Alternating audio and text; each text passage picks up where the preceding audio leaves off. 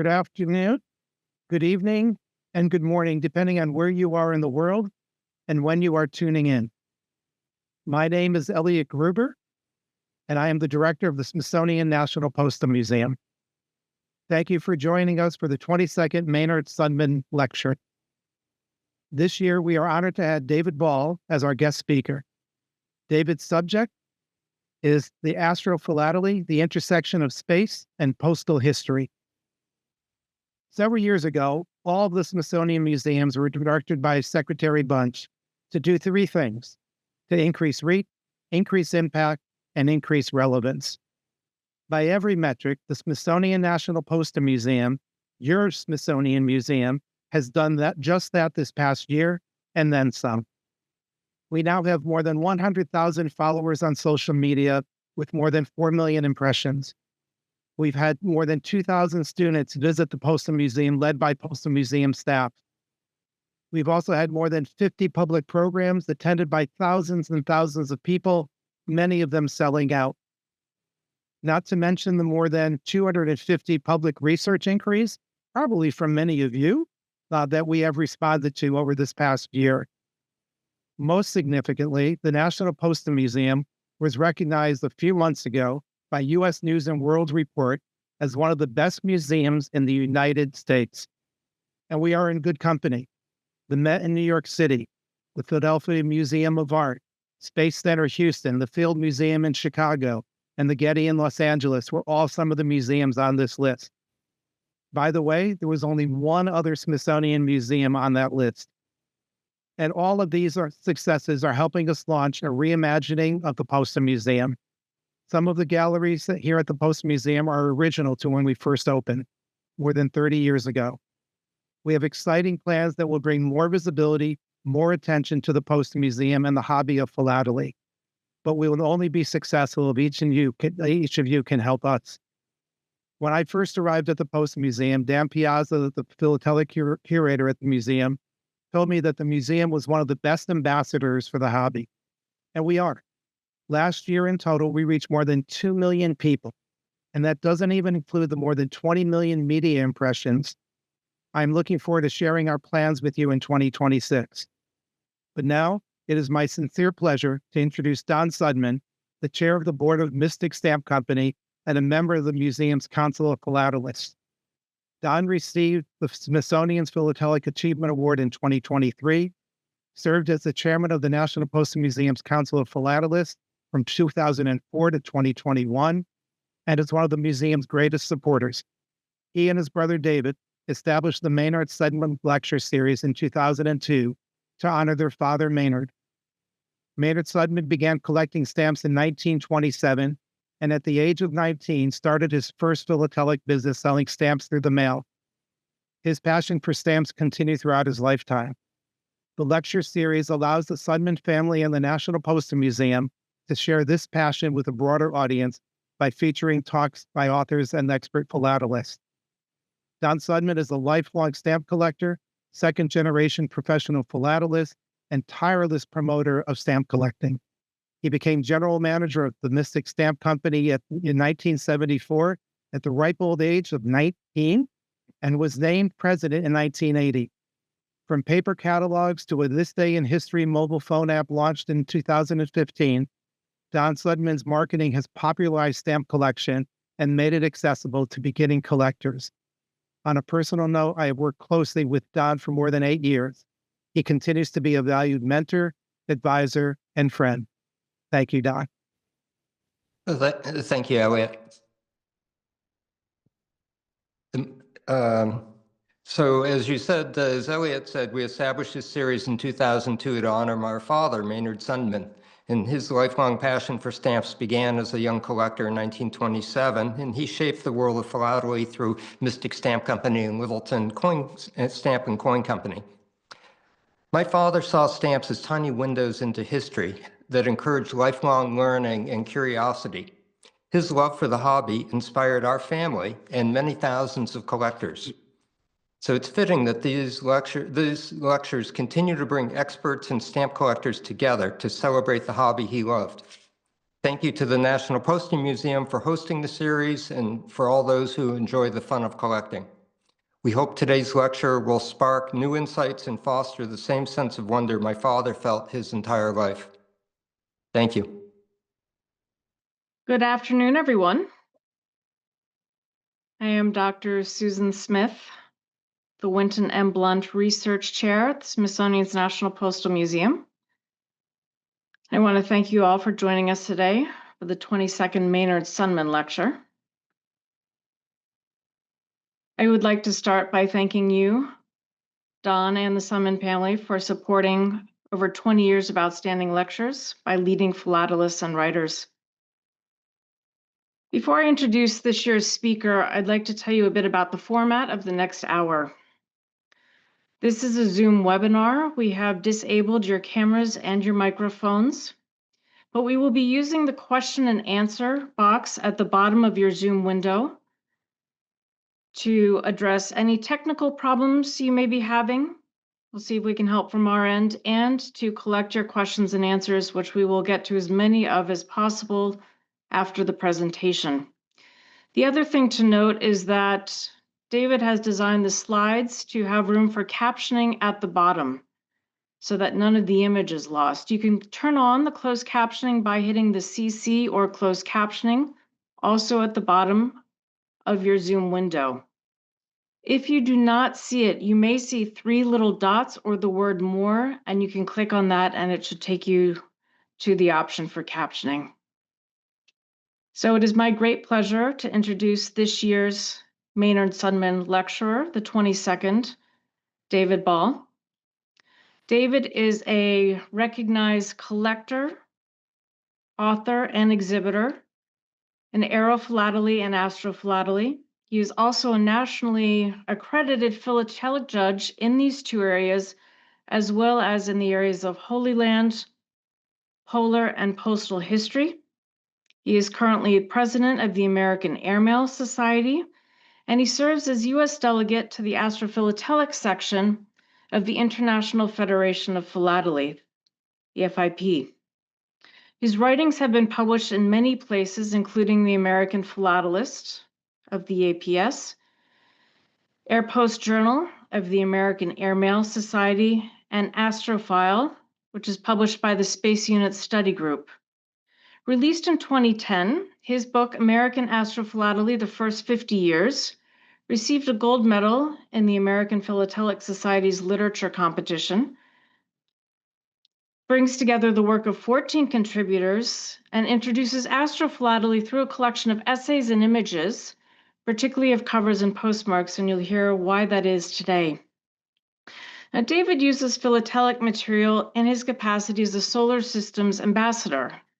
This is a NASA public engagement program that works with, and I quote, motivated volunteers across the nation to communicate the science and excitement of NASA's exploration missions and discoveries with their communities, close quote.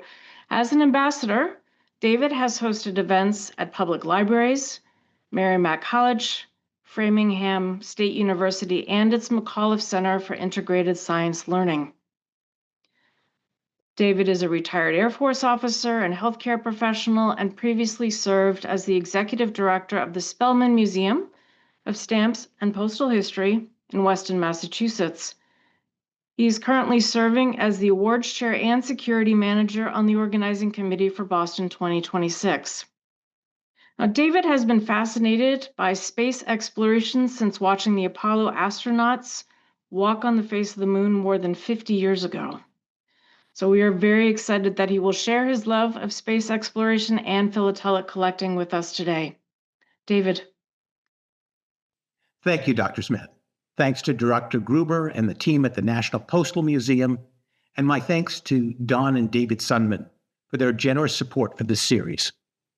I was surprised and delighted to receive the invitation to speak with you today about astrophilately, the intersection of space and postal history. So who collects this? If you went to a stamp show and you saw this envelope, who would buy it? Well, perhaps if you were a naval collector, you might have an interest, or maybe you collect autographs, or maybe you have a love of Winston Churchill and you're a topical collector, or you're interested in how the mail moves and who it's addressed to, and you're a postal historian. Well, I'm an astrophilatelist, and when I look at this envelope, I see some different things, and let me share them with you.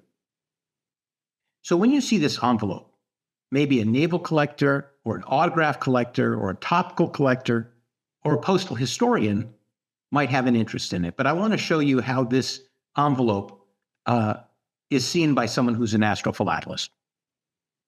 So I look at this postmark, and you can see it's a circle date stamp, and it has killer bars, which are canceling the stamp.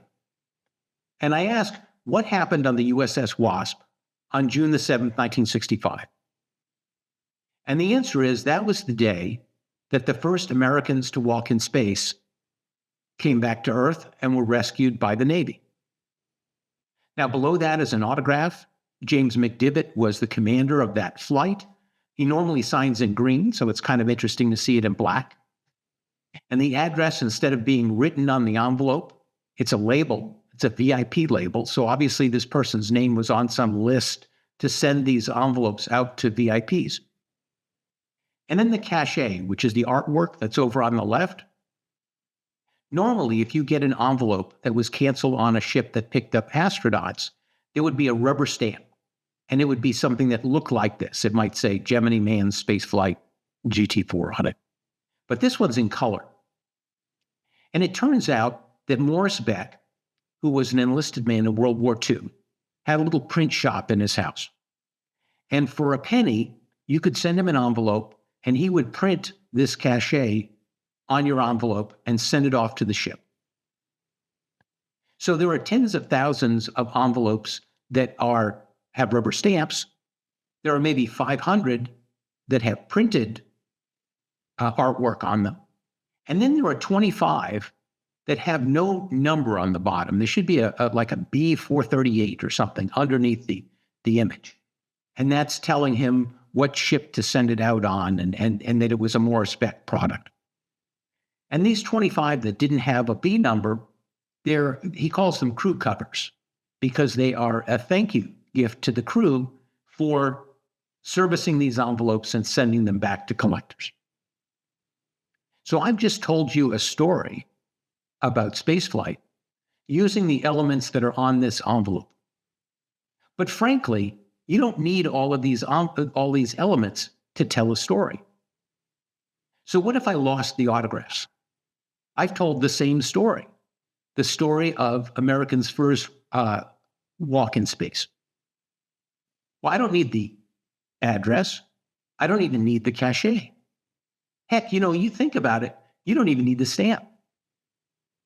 And, actually, you don't even need the envelope. Astrophilately is a story telling about the exploration of space, but it's doing it through postmarks. So what happened on that day in that place? What controlling event was occurring at that point? So if I were to think of kind of the quintessential thing that's astrophilately, it wouldn't be an envelope at all, and it wouldn't have a stamp, and it wouldn't have an autograph, and it wouldn't have artwork. It would be this. So when the Apollo 11 astronauts were headed to the moon, the post office said, we'd like you to have a ceremony when you get to the moon and cancel an envelope, a cover for us that you can bring back and we can put on display. Well, Deke Slayton, who was in charge of the astronaut office, he said, we're going to be kind of busy. We're only going to be on the ground for maybe 90 minutes. During that time, we need to, plant our footprint on the moon. We got to put the flag up. We have to take some pictures, get some contingency rock samples. We need to put out some scientific instrumentation. We're just not going to have time to have a ceremony. But I promise, sometime during the flight, we will cancel your envelope and bring it back to you. So it takes maybe 3 days to get to the moon and 3 days to get back. So the astronauts are on their way back from the moon, and they remember, we have to cancel that envelope for the post office. So they take out this hand-canceling device, you see, and it's got the bars there, the killer bars. And they think, well, let's make it a practice impression just to make sure that it inks correctly. So they take a flight plan, and on the back of the flight plan, there's an empty space, and they go ahead and they make a test impression. And they go ahead and they make 3 impressions. So each one of them can have a souvenir. And then they put the strike on the cover for the post office, and that gets sent to the post office. Now, this particular example was owned by Buzz Aldrin. It sold several years ago for $87,000. But here we've told a astrophilatelic story. We've told a story about going into space, but we've told it through a lens of philately. So what is astrophilately? It's telling the technical story of the conquest of the heavens through stamp collecting.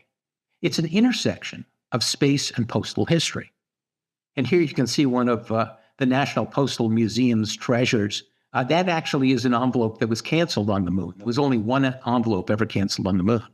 And it's got some smudge marks there on the left. That's lunar dust. Very dusty place. So let's tell a story. I'm going to tell this story in 3 acts. So in the first one, the upper left-hand corner, I look at that postmark and I say, well, what happened at the Kennedy Space Center on July 16, 1969? And the answer is the Apollo 11 astronauts got into their Saturn V rocket and they went off to the moon. But if you wanted to tell the story about them walking on the moon, that wasn't controlled in Florida. That was controlled in Texas. So you would need an envelope that was canceled in Houston, Texas on July 20th, 1969, which is the middle one. And then the story is not really complete until the astronauts are rescued, right? And before the space shuttle, they used to land in the Pacific and Navy frogmen would come and rescue them and bring them to the aircraft carrier. So you would need an envelope that was canceled on the USS Hornet on July 24th, 1969. So here we have 3 postmarks, and I've told you a story based on being in the right date and the right place. Now, in addition to knowing about the history of spaceflight, there are a number of philatelic aspects that are included in astrophilately. And you can see that in the upper left-hand corner. We have an envelope here that is canceled on the USS Noah on February 20th, 1962. And I say, well, what happened on that day? And the answer is that was the day that the Navy rescued John Glenn, who was the first American to orbit the Earth. But we know that postmark was not placed on that envelope on February 20th. It was backdated. It was actually put on there a couple of days later. And the way that we know that is because of the stamp. The Project Mercury stamp was part of something called Operation Hush Hush. So the Post Office wanted to honor NASA and their achievements with Project Mercury, but they didn't want to issue the stamp if it turned out that John Glenn's mission wasn't successful. So they send out the stamps to 305 post offices. They don't tell them what's in it, and they tell the postmasters, don't open this up until we give you the high sign. When the astronaut was safely on board the ship, Postmaster General released all the stamps. People loved it. It was wonderful. But there were no stamps on the ship. So it can't have been canceled on February 20th. It had to have been days later. Now, the one in the middle there, it says USS Noah. It's got the same date, looks like the same cancel, but it has a different stamp. And so the thought was, okay, well, this is actually canceled on the right date, right? Because it's not a Project Mercury stamp. So it's a more valuable cover. It's scarcer. But, there's also the possibility that perhaps it was backdated in 2 and they just kind of ran out of Project Mercury stamps. So we don't really know. Now, the one on the bottom that says February 23rd, 1962, we know that was canceled on the ship on the correct day. And we know that because this is called a return to port cancel. This was the day that the ship got back to Florida and they were able to get stamps from the post office, and they went ahead and canceled it on the ship. Which brings us to the envelope on the right. USS Noah, February 20th, 1962, p.m. Now, this is different from the others. I mean, first of all, it doesn't have the same artwork. But the ones on the left, They never went through the mail. They have no addresses, which is not uncommon in astrophilately because we're just interested in getting the postmark from the closest post office to the controlling event and on the correct date. So it doesn't necessarily, it's not postal history, and it needn't go through the postal system. But with the PM cancels, we see some interesting things. First of all, they're very rare. And secondly, they all have addresses.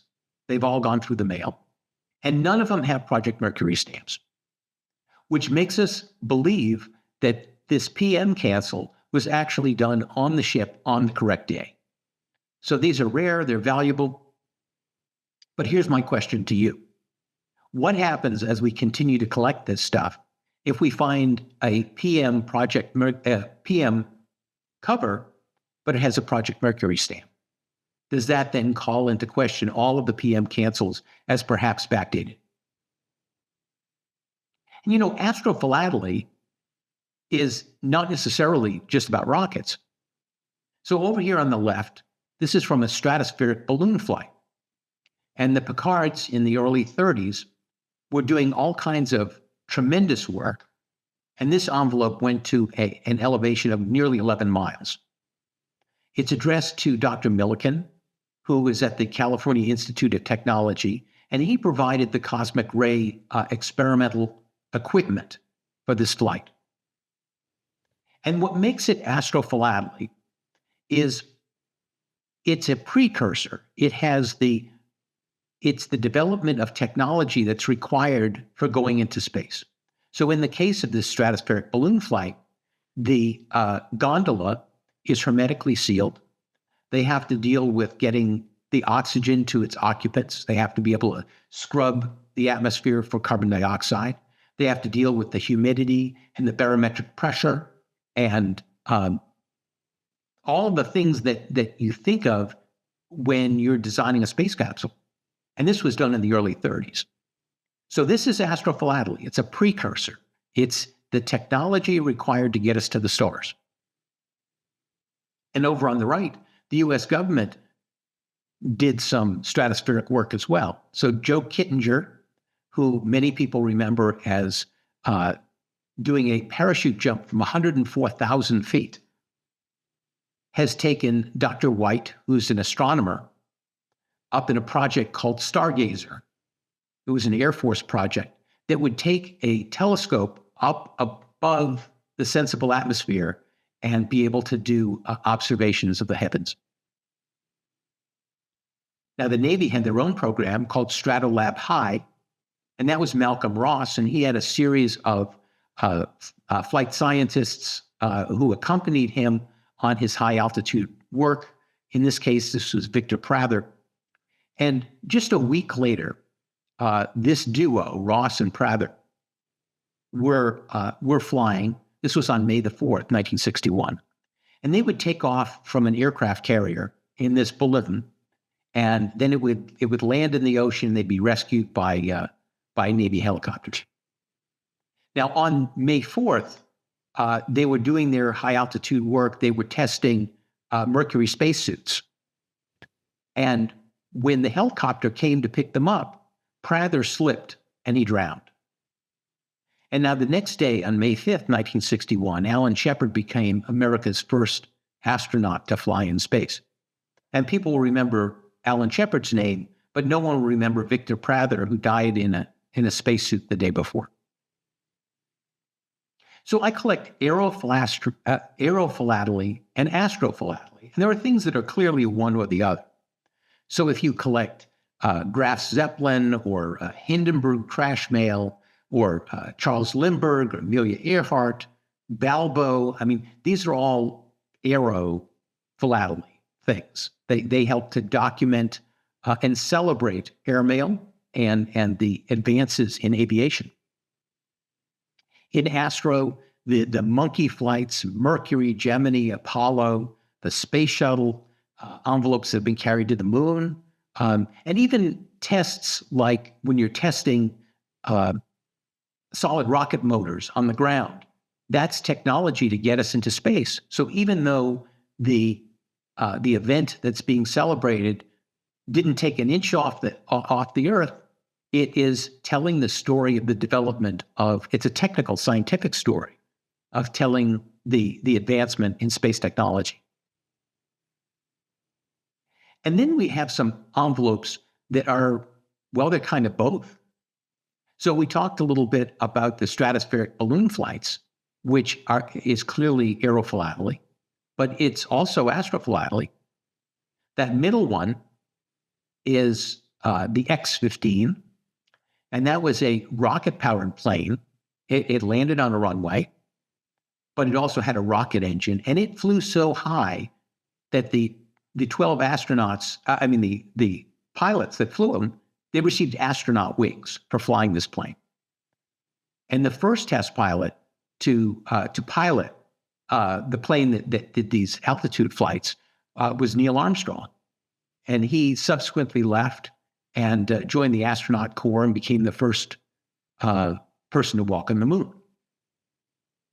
And now I want to show you that top one. That one's, it's kind of different. This is Wiley Post. And so here's the Winnie Mae. This is his airplane from the 1930s. And in 1931, he and Harold Gatty flew around the world in the Winnie Mae. So this is clearly aerophilately.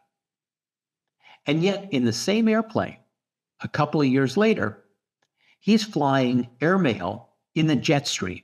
He has realized that if you fly at elevations of like 20,000 feet and you're going from the west to the east, you can get up into a stream of air that's running at 100 knots, and it could double the speed of your plane. But in order to do that, because it's an unpressurized plane, he went to B.F. Goodrich, and they designed for him a full pressure suit. So he was able to breathe at altitudes of 20,000 feet. Well, it becomes astrophilately because that's the first spacesuit. And when the Mercury astronauts needed spacesuits, they went to B.F. Goodrich because they had already built something for Wiley Post in 1935. So we're seeing this arc. We're seeing the origins of what gets us to the stars. And it doesn't always look like a rocket. Sometimes they're precursors. And it could actually be something like the Winnie Mae in the 1930s. Now, there's stuff here that's clearly astrophilately. This is rocket mail. So the one in the upper left-hand corner, that's Frederick Schmiedel, 1928. That's actually the first piece of rocket mail. He lived in Salzburg, and he had a balloon. He had 200 of these envelopes, and you can see they're numbered in the upper right-hand corner. And the balloon went up to an altitude of 48,000 feet, and he had a solid rocket motor hanging from the balloon. And when it reached a certain altitude, it had a barometric switch on it. It took off with these envelopes, and he went to 56,000 feet. Now, there's no GPS or anything like this in 1928, so it took a couple of weeks to find these envelopes. They're lucky that they found them. They ended up in Hungary someplace. But this is the start of astrophilately, the start of rocket mail in 1928. Some other countries, you can see Australia there on the left, Cuba in the middle, India, Germany, at least a dozen different countries. Many of these are amateur experimenters. Some of them, like Stephen Smith in India, doing remarkable work and really advancing the science, and others like Zucker, the one on the bottom in Germany, where his primary emphasis was just creating collectibles for stamp collectors. So we kind of have a mix of both. I want to just share with you a couple of stories about what it's been like to collect for the last 30 years. So there's a stamp dealer in Florida. He decides to get out of the business. He contacts a fellow dealer who comes over and buys up all of his stock. And they put everything in the back of the station wagon. And the young dealer says, have I got everything? And the older guy says, yep, you're all set. He goes and gets into his station wagon. The old guy realizes there's a little bit of other stuff. He polices that up and throws it in a garbage bag. And he's running down the road after the station wagon catches up with him, throws it in the back of the station wagon.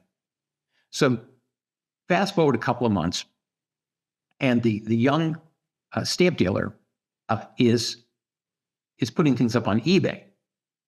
And he runs across this cover, and he looks at it and he's like, well, it's a 4-cent stamp that has no value. It's got a postmark on it. It's from a Navy ship. Maybe a Navy collector might like this.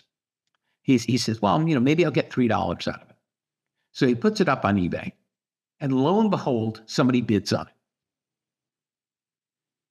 And then they get a second bid. And the bidding goes from $3 to $38, and then $56. And then it's over $200. And he's looking at this in disbelief. And then it's $380. Then it's $910.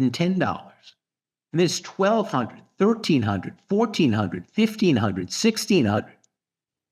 And it finally sells at $1,600. He's flabbergasted. He has no idea why this has any value. But he's happy to collect the money. And he reaches into the bag and he sees there's another one. It's this one. So he was going to put this up for $3. And he thinks, you know what? I'm going to start this one at $1,600. I still have no idea why it's worth $1,600, but it's obviously worth something to somebody. So he puts it up, and I see that. And my daughter, who's in high school, is over my shoulder, and she sees it on eBay. And I tell her, I say, I want you to put in my bid for me. I want you to bid $2,000 on this envelope. And she looks at me and she said, Dad, for $2,000, you could buy me a car. And I'm like, yeah, could do that. So we put in the bid, and I cross my fingers, and no one else sees it. And I get it for $1,600. So the dealer says to me, you got to educate me on this. What is going on? Why is this worth that kind of money? And I said, well, imagine you have 5,000 collectors. We're astrophilatelists. We tell the story of the exploration of space through postmarks. And you wanted to tell the story of the first Americans to walk on the moon. Well, you would need an envelope that was canceled on the USS Hornet on July 24th, 1969. Well, fortunately, on that day, the number of envelopes canceled on that ship was 250,000. 240,000 were machine cancels, the small circle date stamp, and 10,000 like this one, a larger one with a hand canceling device. 250,000. So if you go on eBay right now and you try to find a prime recovery ship, which prime recovery ship means the one that picked up the astronauts, because there might be 30 or 40 different ships all over the world ready to pick up the astronauts, but only one of them has been designated and trained and plans to, and that's called the prime recovery ship. Well, so if you wanted to find that for the Apollo 11 mission, it would cost you about $5. They're very plentiful. But if you wanted to tell the story of the first American in space, it turns out the number of philatelic envelopes, the ones that were done for collectors, for that mission was 44. So you've got 5,000 people chasing 44 envelopes. And that's why they sell at auction between $3,000 and $5,000. I'm on eBay, and here you can see one of Morris Beck's rubber stamp creations that the Navy would put on anything that anybody sent that was going to be canceled on the day that the astronauts are rescued. And it's addressed to a Richard Korth, who is someone who's assigned to the Yorktown. But I recognize that there was something special about this envelope. It's not the cachet. It's not who it's addressed to. It's not the stamp. Like anything in Astrophilately, it's the postmark, right? So other people see it, and it ends up costing me $80 for this. And I've never seen anything like this. So I get it in the mail, and it comes from Richard Korth. So I'm like, okay, tell me the story. What's the story here? And he said, well, I was a young seaman. I was working in sickbay on the Yorktown, and the first Americans flew to the moon. This is Christmas, 1968. They circle the moon on Christmas Eve, and they read from the Bible. And then they come back and they get rescued by the Yorktown on December 27, 1968. Well, because there are all kinds of VIP medical people on board, there's no chance that he's going to, either take care of or even meet the astronauts. But he's got a friend who works in the post office on the ship, and he says, "I want to have some kind of a memento for my time when the first astronauts went to the moon." And his friend says, "Well, here, I'll do this for you. We were going to cancel all of the mail from that day using the machine cancel. But I'll make yours a hand cancel. So you'll be the only person that has hand cancels. So these are very scarce." And that's showing philatelic knowledge. So when you're doing an exhibit and the judges are looking to see what your knowledge is, they want to know what your subject knowledge is and also what your philatelic knowledge is. And here's the last example from eBay, right? So in 1983, NASA had something called a getaway special. We had the space shuttle, which was kind of like a big space truck, and the cargo compartment in the back, which was for launching satellites, was so big you could put a school bus in it. And particularly on these early flights, they didn't really have anything in the cargo compartment. So they had this getaway special where they had these canisters. You could take something like a duffel bag and fill it full of stuff and then put it in those canisters, little experiments from colleges and things like that, and do it on the cheap. So the post office and NASA get together, and the post office says, well, let's create an envelope that we can offer at the post office. So they printed 650,000 envelopes. And for some reason, I don't know, they didn't use them all. But let's just say there were 500,000 of these things. And they're all numbered. And of those 500,000, the first 10,000 were carried in the crew compartment. And so these low number ones, they'd be given to VIPs, members of Congress, friends of the astronauts, that sort of thing. But you can still get these. They were sold in a nice little presentation folder at the post office for $15.35. So if you have a loved one who loves space and loves stamps, you could have an envelope that has actually been in space, and you can get them on eBay for $20. Not expensive. What NASA told the crew is they said, don't sign any of these covers. Now, with most envelopes in Astrophilately, it's very easy. You just send it to the crew, and they're happy to autograph things for you. But they said, with this one, we don't want you to autograph them. We only want you to autograph the first 10. Because the first one's going to go to the president, the second one to the vice president. Each member of the crew is going to get one of these, and also the NASA secretary will receive one. But that's, that was it. So I'm on eBay, and I see this envelope, which is a very common envelope, and they're not looking for a lot of money. They, $10, $15 or something, but it's autographed by the crew. And it shows the back of the envelope, and it's number 3. And I'm like, I think this was like a presentation copy.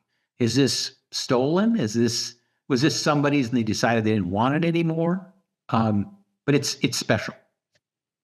So the astrophilatelic community was all abuzz. We were all talking about this. And about this time, and this is kind of COVID, I get invited to a Zoom group in Colorado of stamp collectors, maybe a half a dozen people, and I'm introducing myself. I'm looking at people's names, and I said to one of them, I said, actually, you have a very famous name. There's a Navy test pilot with the same name, Richard Truly. And he says, oh, no, that's me. So this guy, he was a test pilot in the Navy. He was on the Min orbiting laboratory. He was the commander of the space shuttle. He actually, lands the space shuttle. He became the NASA administrator. A storied career. And I asked him about this envelope, and he said, Everybody got their envelope. I'm the only one who didn't get mine, and I'm the only one who collects stamps. So I said, I'm going to be bidding on this envelope. And I said, if I get it, I'll sell it to you for whatever it is that it cost me. And that's what happened. It cost $1,800 for this envelope. And I sent it to Truly, and he was very grateful. Well, eBay got a hold of this, of this story, and they sent a journalist to interview me and write up this story about collecting and about astrophilately. They had a wonderful picture of my mom and me. She got me collecting stamps when I was 8. And of Richard Truly, and about the cover, and how eBay brought us together. This long lost cover finally gets to the commander of the space shuttle. It's a wonderful story. Well, I want to tell you the postscript to this story. Well, it turns out the guy that's behind it is Dr. Thornton. Well, Dr. Thornton passed away a couple of years ago, and I get a call from his son. And he said, well, I read this article about you in eBay, and we have one of those covers. We have number 9. So this is the one that Thornton had received. And we'd appreciate it if you would come to Texas and help us go through his stuff. So I did that. I spent a week in San Antonio, and it was absolutely delightful. We went through the garage, and we'd open up a box, and there'd be flight suits in it, and you'd pick up something else, and it'd be a bunch of patches or coins or, envelopes. And he did a lot of experimental medicine. So there'd be all these prototype devices, and I had just a marvelous time. Well, one of the things when I was there is there were a number of people who had written in and requested his autograph, and he'd passed away. So I said, I'll take care of it. So I sent a letter to these people. I returned their envelopes and stuff. And I sent them a picture of the doctor, his business card, a patch from his flight, and a canceled check so they could have his autograph. And so as a community, we're all kind of enjoying each other's fellowship and learning about space history and becoming more accomplished philatelists. And it was just a delight. And I've enjoyed this for 30 years. If you find that that's something of interest to you, if you want to learn more about it, I want to invite you to go to my website. It's called American Astrophilately. I've written a book by that title, but I've also published a number of books for other people that write about astrophilately. So if you go to that books tab, there are probably 50 different titles. Now, many of them are American astrophilately, but even more of them are Soviet astrophilately.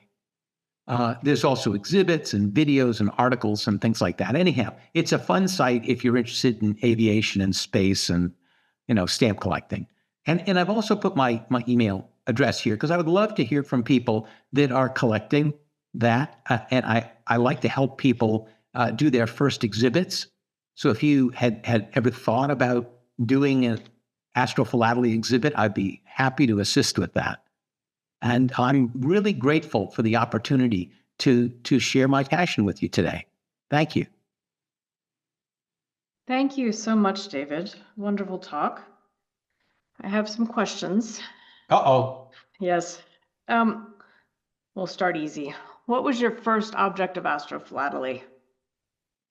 Well, it wasn't actually astrophilately, and I'll share that with you. So I'm 9 years old, and I'm visiting my grandmother in New Jersey, and she knows that I just started collecting stamps. So we go into a stamp store, and it used to be there was a stamp shop in every town, and now there haven't seen one in a number of years.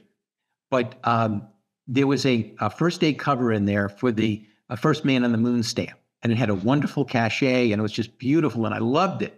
Now we know that first day covers are not astrophilately because that's just the day the stamp came out. That's nothing happened in space history, but that starts a spark. If you love aviation and space, you get drawn in by it.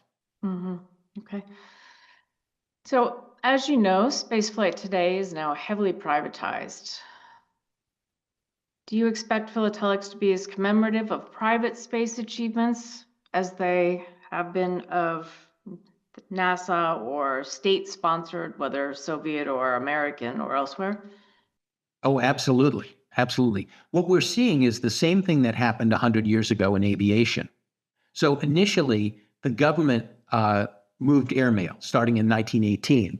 But in 1926, we started to privatize that, and we would pay the airlines to move the airmail. And that's what's happening in space. The government has created the technology, they've created the science, and now private industry is finding ways to monetize that. Mm-hmm. And what is the astrophilatelic interest in other places? Particularly received a question here about Asia, Japan, India, China. Are they collecting their own engineering stories and technological stories through philately as well as the rest of the world's? Oh, yeah, absolutely. First of all, let me commend you on your ability to say astrophilately, because that already puts you in a higher tier. But there are a number of countries. The most notable countries for astrophilately would be Germany, Russia, and the United States. But past that, and particularly in the last 50 years or so, we've seen a surge with the European Union, with Japan, with India, even countries like Israel. Israel has made an attempt to land on the moon, and they came within about 400 feet. So, yeah, there are a number of countries that are getting involved, and even if they don't have their own spacecraft. So, for example, Canada has a very rich astrophilatelic history. And if you look at the arm on the space shuttle that picks the satellites up, it says Canada arm on it. And they've done a tremendous amount of scientific research and developing components for spacecraft. Okay. Does the collecting of space-related stamps, is that also considered astrophilately? Generally not, okay, because for astrophilately, that's a section of collecting called markophily. So it's collecting postmarks. It's not actually collecting stamps. If you collect stamps that have rockets on them, what you have is you have a topical collection. Now, that said, the most recent changes to FIP and the rules to exhibit are starting to allow a couple of stamps to kind of sneak into our exhibits. That before that, you couldn't have any stamps. And now we're saying, well, if it's a very technical looking stamp that really reflects a particular mission as opposed to kind of a fantasy rocket, then we're going to allow it. Do you have any thoughts about the Apollo 15 covers that were canceled by the crew on the moon and caused so much controversy afterwards? Should the crew have been reprimanded? Yes.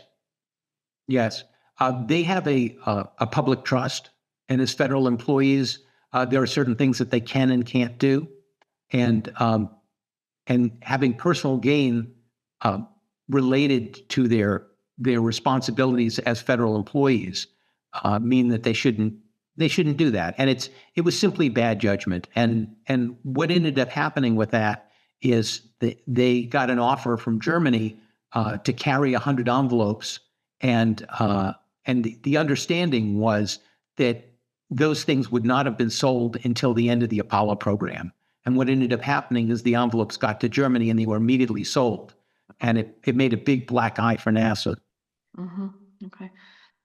Seems that there have been a large number of commemorative covers that have been produced over the years. Are they relatively difficult to find? Does it depend on what they're commemorating? If you're interested in collecting the commemorative covers related to space travel and astrophilately. Well, let me simply say that commemorative covers or first day covers are generally not astrophilately. And part of it has to do with the challenge, right? If you had one that was from the 38th anniversary of walking on the moon, every year you could come up with something canceled at the Kennedy Space Center on that date. So it needs to be the date of the event. So generally, an anniversary cover would not be acceptable. There is an exception, a regulation exception that says that if the event was something where no postmarks exist, you can use a commemorative cancel. So, for example, the 50th anniversary of the breaking of the sound barrier. Okay, there were no covers on that day, so there was a stamp that was issued 50 years later in California, and you could use that. And when you're talking about regulations, you're specifically referring to the exhibiting regulations for FIP or? Right. So there are two sets of regulations. There's one from CANAGE, which is the American Philatelic Society's regulations for showing exhibits in the United States. And then there's the International Federation of Philately, FIP, and those are international rules.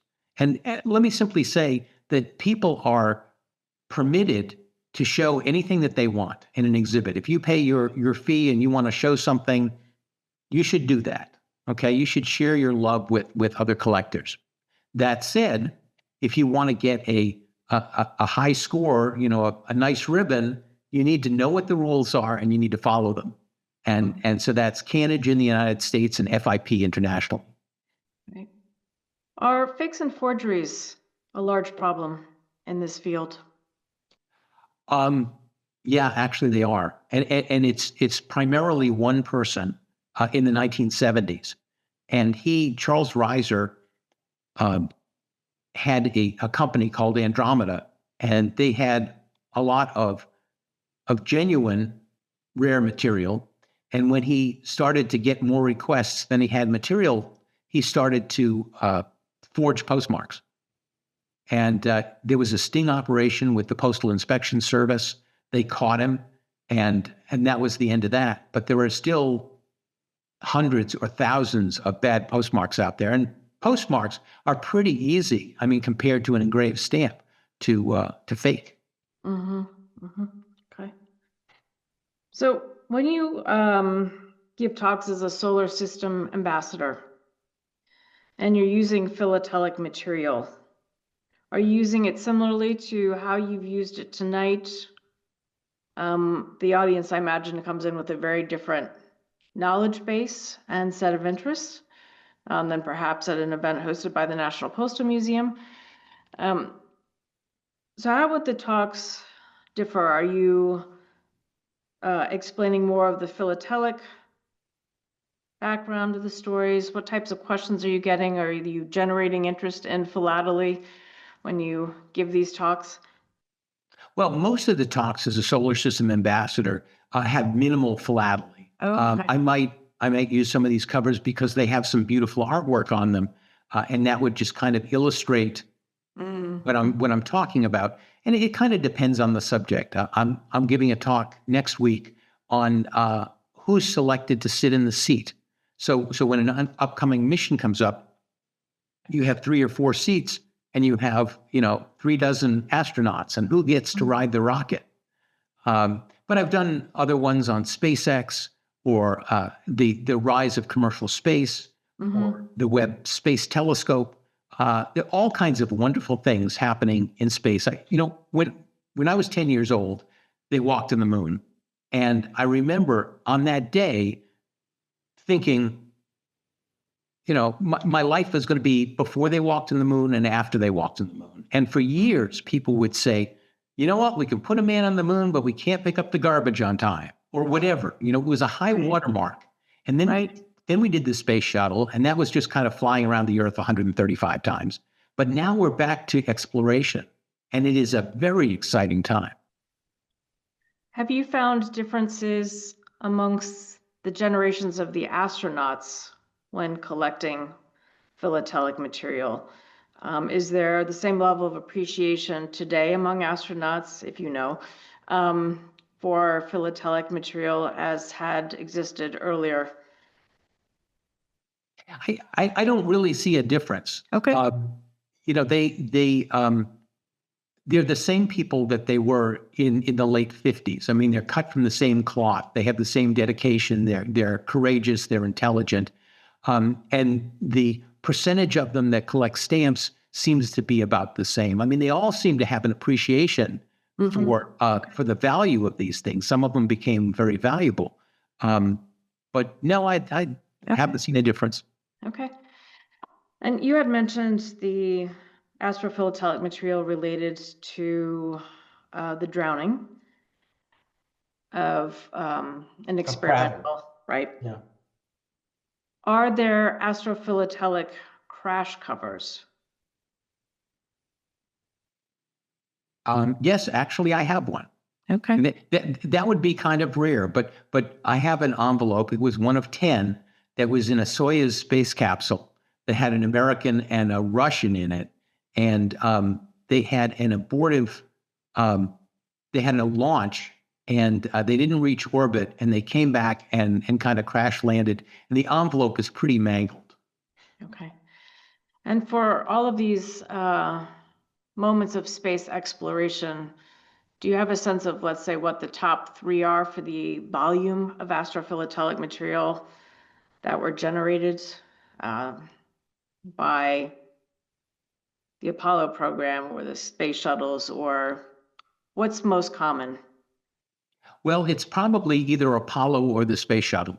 Apollo, because there was a great deal of interest, and the shuttle, just because I think astrophilatelist just produced a lot of stuff. I mean, you could get an envelope, a proper astrophilatelic envelope from like every day of the 1980s. You know, every bolt that was put on the space shuttle, and way too much detail that you would ever show in an exhibit. Okay, but it's still astrophilatelic because it's still talking about the technology in that moment. And that It is. It would just be terribly boring. Okay. Thank you so much, David. This has been wonderful. Really appreciate you taking the time. Thank you to all of you for joining us this evening. Have a wonderful evening. We'll see you next year for the 23rd Maynard Sundman lecture in 2026. Thank you. Good night. Thanks, Susan.